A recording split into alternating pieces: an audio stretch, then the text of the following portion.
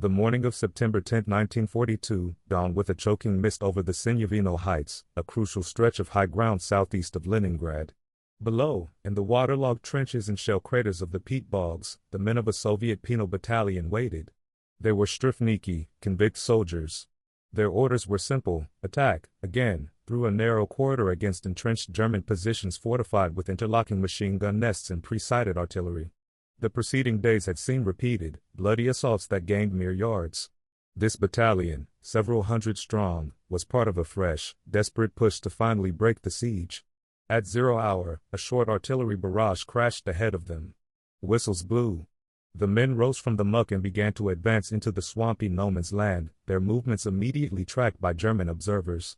What followed was not a battle, but a slaughter.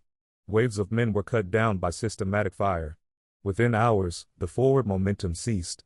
Radio calls from regimental headquarters to the Penal Battalion's commanding officer went unanswered. Attempts by neighboring regular rifle units to make visual contact later that day found only a bleak, corpse-strewn bog. No organized defensive line held by the strifniki was found. No coordinated groups of survivors stumbled back to Soviet lines. The unit had ceased to exist as a fighting force, its fate unknown. Its personnel roster, never fully complete to begin with, became a ledger of the missing. This was not an isolated tragedy. Throughout the titanic struggle on the Eastern Front, entire Soviet penal battalions would seemingly vanish from the battlefield and from official memory. They were deployed, sacrificed, and then erased, leaving behind a haunting historical void. Their story is one of the war's darkest and most elusive chapters, a testament to the brutal arithmetic of desperation and the fragility of human legacy in the face of total war. To understand the disappearance of these units, one must first understand their creation, born from a moment of existential crisis for the Soviet Union. By the brutal summer of 1942, the German advance was carving deep into the Caucasus and toward the Volga. The Red Army was reeling from catastrophic losses, and discipline was fraying. In response, on July 28, 1942, Joseph Stalin issued Order No. 227, bearing the grim, unmistakable title, "Not a Step Back." The order was a manifesto of total war, declaring that panic mongers and cowards must be liquidated on the spot. Its most infamous provision was the creation of penal battalions, Strifnie Battalioni, or Strafbats. These units were not for petty criminals from Soviet society at large. They were a military instrument, a crucible for the Red Army's own. Their ranks were filled with soldiers and officers convicted of military crimes, desertion, cowardice in the face of the enemy, unauthorized retreat, or displaying panic-mongering. A sentence to a penal battalion was a chance to redeem oneself with blood. Service was for a period of 1 to 3 months, or until wounded. A single act of demonstrated bravery could mean reinstatement to a regular unit. But the chance of surviving to see that reinstatement was notoriously slim. The mission of a Strafbat was explicitly sacrificial. They were shock troops, deployed at the very tip of the spear in the most dangerous offensive operations. Their tasks included spearheading frontal assaults against fortified positions, conducting hazardous reconnaissance and force to probe enemy weaknesses, and the most dreaded duty of all, clearing enemy minefields by marching across them. They were expendable assets in the purest tactical sense, used to absorb enemy fire, blunt German counterattacks, and expend themselves so that better equipped, more reliable regular forces could follow and exploit any breach they miraculously created. Command and control of these units underscored their grim purpose. While composed of convicts, they were led by experienced, unblemished career officers and senior sergeants, who could themselves earn rehabilitation through this onerous duty. More ominously, positioned directly behind them were the NKVD's Zagradotriadi, blocking detachments. These security troops had orders to shoot anyone who retreated without authorization, turning their weapons not on the enemy, but on their own countrymen. This created a literal line of no return. Death lay ahead in German machine gun fire, and death lay behind from Soviet bullets. The operational environment into which these battalions were fed was the meat grinder of failed Soviet offensives. The Sinyavino Heights offensive in August to September 1942, part of the larger, relentless effort to break the siege of Leningrad, serves as a prime example. In the narrow, swampy corridors between Lake Ladoga and the German lines, Soviet forces launched repeated, costly attacks. It was precisely in such grim, stalemated battles that Red Army commanders turned to their penal units. They would be thrown into the most hopeless sectors, ordered to achieve the impossible with minimal support. Their disappearance was, in many ways, a feature of their deployment, not a bug. They were created by Order Number 227, molded by a doctrine of sacrificial warfare, and committed to the Eastern Front's most lethal killing grounds. Their path to vanishing was set long before they ever approached the front line. The commitment of a penal battalion followed a grim, standardized ritual. For the men of a typical Strafbad assigned to the Sinyavino operations in early September 1942, the process began under cover of darkness. They were assembled not with the stirring speeches given to guards units, but with terse, functional instructions from their commander, an NKVD officer, and the ever-watchful eyes of the blocking detachment behind them. Weapons distribution was often haphazard. While some squads received their Mosin Nagant rifles and allocated ammunition, others were told bluntly that they would find weapons on the battlefield, from the hands of their fallen comrades or the German dead they hoped to overrun. They carried minimal rations, perhaps a few crusts of bread and some makorka tobacco, for an attack meant to be swift.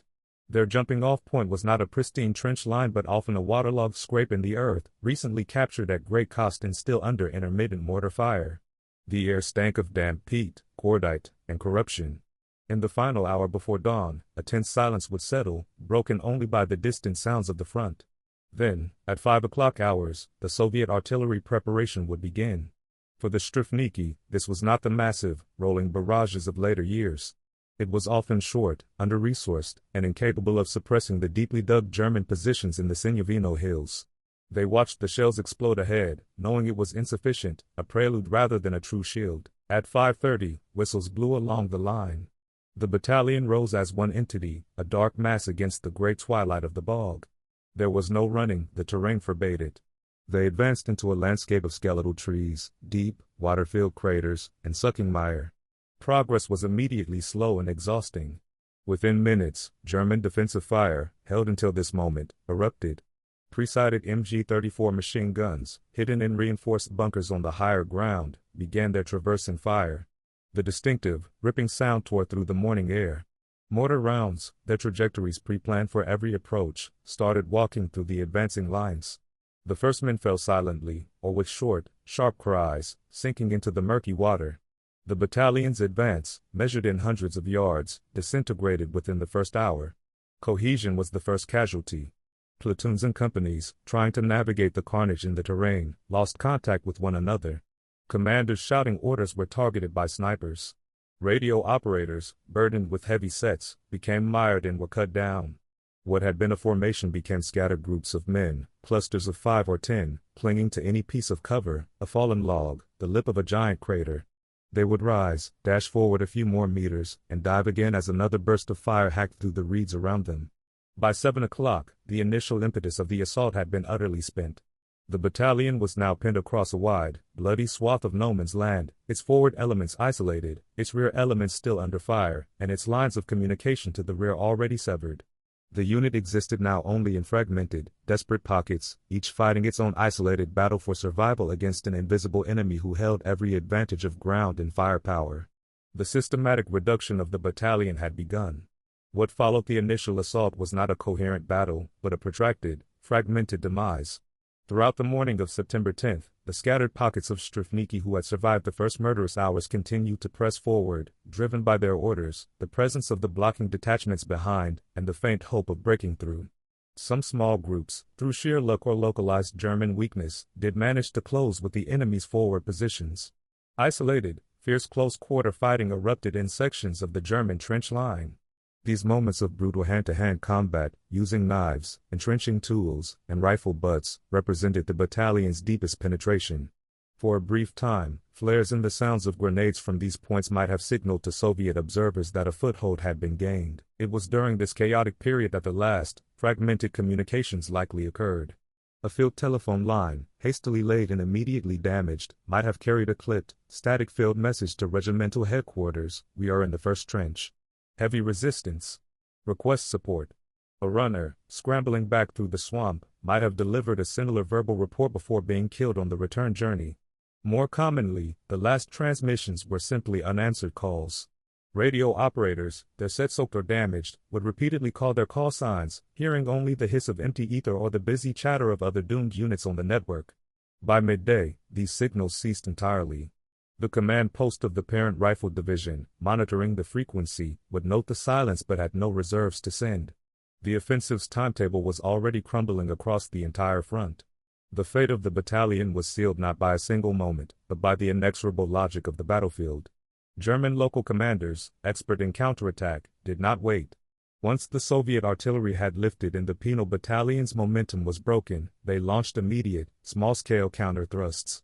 Squads of experienced German infantry, supported by mortar teams, began to methodically clear the captured sections of trench and isolate the Soviet pockets still clinging to the boggy approaches.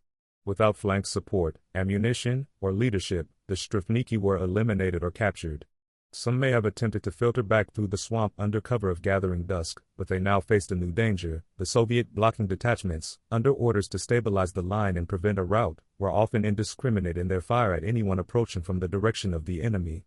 To return was to risk being shot as a deserter, to stay was death or capture. By nightfall on September 10th, the sector where the Penal Battalion had attacked fell quiet, save for the moans of the wounded and the occasional crack of a sniper's rifle. When Soviet reconnaissance patrols ventured out the following day or under the next cover of darkness, they reported a grisly panorama. The ground was covered with the bodies of the fallen, already sinking into the peat. No organized resistance was encountered. No defensive perimeter held by survivors was found. The battalion had not retreated, it had been annihilated where it fought. In the following days, the unit would be administratively dissolved. Its numbers struck from the active order of battle, its remaining paperwork, incomplete paid books, vague muster rolls, filed away or lost. The men themselves, those who were not prisoners, became a task for burial details, often interred anonymously in mass graves dug into the unforgiving Leningrad soil. They had vanished from the battlefield, and now, with bureaucratic finality, they vanished from the army's rolls. The historical disappearance of penal battalions like the one at Sinyavino is a multi-layered phenomenon. Their vanishing act was not merely physical, but also archival and memorial. The core mystery for historians is not always what happened in a tactical sense, the evidence points overwhelmingly to annihilation, but rather the precise details of their final moments and the systematic obscurity that followed. Why do these units remain so shadowy, their stories so difficult to reconstruct from the official record? The primary and most credible theory is one of complete tactical annihilation. Historians such as David Glantz and Anthony Beaver, through analysis of German war diaries and Soviet after-action reports, conclude that the operational use of penal battalions virtually guaranteed their destruction. They were sent on missions with a low probability of success and a very high probability of total loss. In the chaos of a failed offensive, the complete wiping out of a battalion in a matter of hours was not only possible but probable. The absence of survivors to tell their story, beyond scattered prisoners of war, meant the unit's narrative ended on the battlefield. There was no one to file a detailed after-action report from the unit's perspective, only the brief, cold notations from higher headquarters, Penal Battalion X committed to Sector Y at 0530. No further contact. Presumed losses, total. A related theory involves administrative dissolution and scattering. Some accounts suggest that in the maelstrom of a collapsing offensive, what remained of a penal battalion, a collection of shocked, leaderless survivors, might be absorbed piecemeal by regular units fighting a desperate defensive action. These men, perhaps stripped of their identifying penal unit patches, would simply become anonymous reinforcements in another regiment's line, their specific origins lost in the emergency. Alternatively, those captured en masse entered the German POW system, where mortality rates were catastrophic, and Soviet record-keeping on captured Strefniki was practically non-existent. Their fate became a blank space in the archives. The most profound layer of their disappearance, however, is deliberate obfuscation.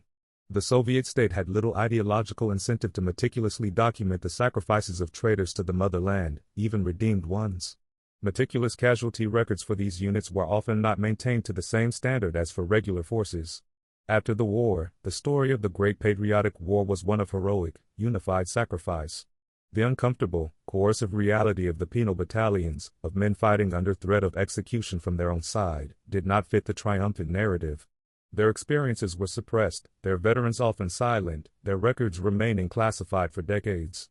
This created a second death, the erasure of their experience from the collective memory of the war. Modern battlefield archaeology provides chilling, corroborative evidence. Excavations on the old battlefields of the Eastern Front, particularly around Leningrad and in the killing fields of Operation Mars near Rzhev, frequently uncover mass graves containing Soviet remains. Forensic anthropologists note patterns consistent with the stories of penal units, clusters of bodies bearing minimal identification, often with wounds from multiple directions, found in tactically hopeless positions far ahead of the main Soviet line. While rarely yielding a specific unit designation, these silent, skeletal assemblies offer grim, physical testimony to the theory of wholesale destruction. They are the forensic echo of the vanished battalions, their final mystery written not in documents, but in bone and soil. To reduce the men of the penal battalions to mere statistics or faceless cannon fodder is to commit a final injustice to their memory. Behind the stark label of Strifnik lay a vast and tragic spectrum of human frailty. Among them was the teenage conscript who froze in terror during his first bombardment and was sentenced for cowardice, the experienced junior officer who ordered a tactical retreat to save his men, only to be charged with unauthorized withdrawal, the peasant who stole a sack of flour to feed his starving family back home, the intellectual who told an ill-advised joke about the regime. They were not monsters, but men broken by the unparalleled horrors of the Eastern Front or caught in the relentless gears of a totalitarian state. Their chance at redemption was a devil's bargain, a fleeting opportunity to reclaim their honor, and that of their families, through almost certain death. Their sacrifice, however coerced, was no less real, their blood soaking the same earth as that of the celebrated heroes. The story of the lost penal battalions matters profoundly because it forces us to confront the full, unvarnished cost of victory.